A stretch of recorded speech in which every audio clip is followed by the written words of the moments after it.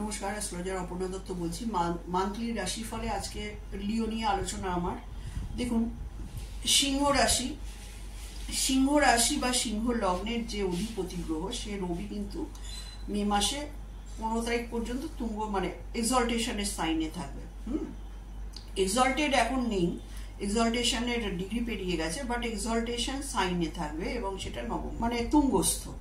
এবার সেই রবি মানে আপনার লগ্নের লর্ড যখন নবম ভাবে তুঙ্গস্থ অবস্থায় থাকবে, স্বাভাবিকভাবেই আপনি খুব চেয়ারফুল থাকবেন এই মাসটা। হ্যাঁ, আপনার হেলথ ওরিয়েন্টেড জায়গায় তেমন একটা কোনো সমস্যা থাকবে না, কারণ 9th house is equal to 5th, 1/5 9। সুতরাং এখানে শারীরিক জায়গাটা ভালোই আছে। এবং আরেকটা জিনিস যেটা আছে, আপনার নবম ভাবে কিন্তু পঞ্চমের লর্ড রয়েছে, এটা একটা রাজ্য।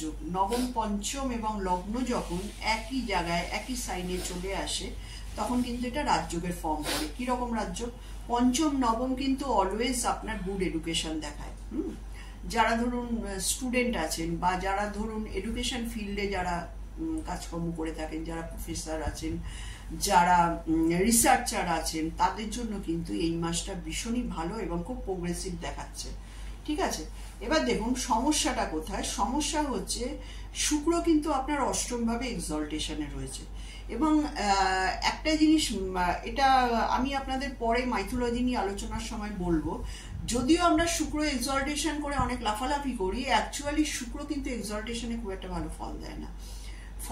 মানে কি, আপনার এথিক্স অ্যান্ড মরালিটিটা আপনার রিলেশনশিপের জায়গায় গিয়ে নষ্ট হয়ে যাবে, এবং দ্যাট ইজ 8th হাউস। হ্যাঁ, কারণ অষ্টম ভাবে শুক্র যখন এক্সল্টেশনে থাকে তখন আপনার কিন্তু প্রচুর বন্ধু বান্ধবী এগুলো হওয়ার কথা, এবং সেখানে মার্কারি, রাহু, মার্স মানে এই ধরনের সব ফায়ারি প্ল্যানেটগুলো রয়েছে। মার্কারি ইজ রেট্রোগেট, মাসের শুরুতেই কিন্তু রেট্রোগেট থাকবে, এবং মার্কারি হচ্ছে 11th এর লর্ড, 8th এর লর্ড, 11th এর লর্ড, 2nd এর লর্ড এবং নবমের লর্ড, 4th এর লর্ড। এতগুলো কম্বিনেশন আপনার অষ্টম ভাবে ঘটেছে।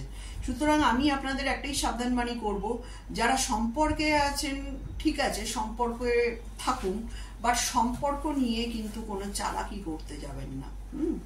সম্পর্ক নিয়ে কিন্তু কোনো ছেলেখেলা করতে যাবেন না, কারণ আপনার কিন্তু সপ্তম ভাবে শনি বসে রয়েছে। সপ্তম ভাবে শনি যে বসে আপনার লগ্নকে দেখছে, শনি কি, শনি হচ্ছে, আমি একটু আগে একটা ভিডিওতে বললাম মিথুনের, শনি কিন্তু ব্রেড টিচার। শনি কিন্তু আপনার এই জায়গাটাকে একদম টাইট করে দেবে।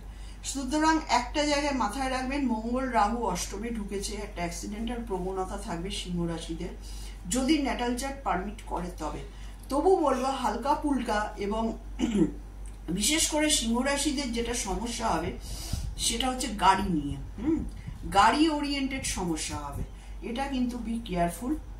এবং শনি যখন সপ্তম ভাবে থাকে, কারণ আপনার সিংহ রাশি, আপনার কিন্তু সপ্তমের শনি, আপনার সপ্তমের লর্ড শনি। আমি একটু জল খাবো,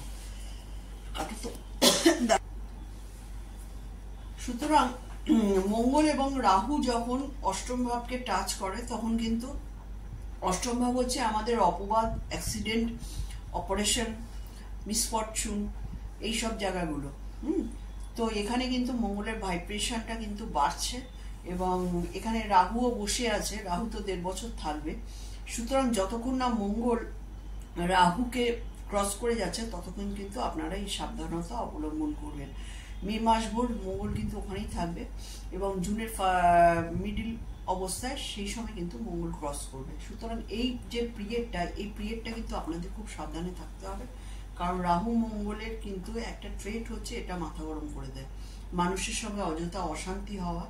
এবং যারা ধরুন কর্মক্ষেত্রে টেকনিক্যাল ফিল্ডে আছেন তাদেরও কিন্তু বসের সঙ্গে, কারণ এখানে দেখুন জুপিটারের সাইনে রয়েছে, জুপিটার হচ্ছে গুরু।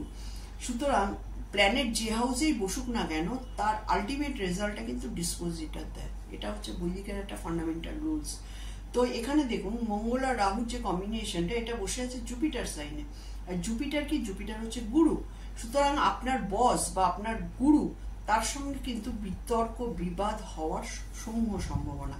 বি কেয়ারফুল, কারণ আমার দেখুন রাশিফল নিয়ে বলা মানে আপনাদের কিছু ভালো শোনাবো, কিছু খারাপও শোনাবো।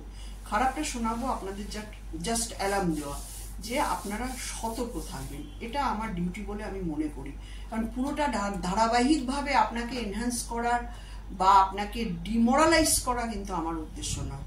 সুতরাং আপনাদের যে সূক্ষ্ম সূক্ষ্ম কথাগুলো বা যে সূক্ষ্ম সূক্ষ্ম সাবধানবাণীগুলো বলবো, এগুলো যদি মেনে চলেন আখেরে আপনাদেরই লাভ। সুতরাং আপনাদের এই অষ্টম ভাবে যে প্ল্যানেটের যে সংমিশ্রণটা ঘটে রয়েছে এতগুলো প্ল্যানেটের, এবং প্রত্যেকটা প্ল্যানেটই কিন্তু আপনার লগ্ন অনুযায়ী খুব ইম্পর্টেন্ট। সুতরাং বি কেয়ারফুল। মে মাসের গোটাটা এবং জুন মাসের মিডল পর্যন্ত কিন্তু আপনাকে এই সাবধানতাটা অবলম্বন করতে হবে। ধন্যবাদ।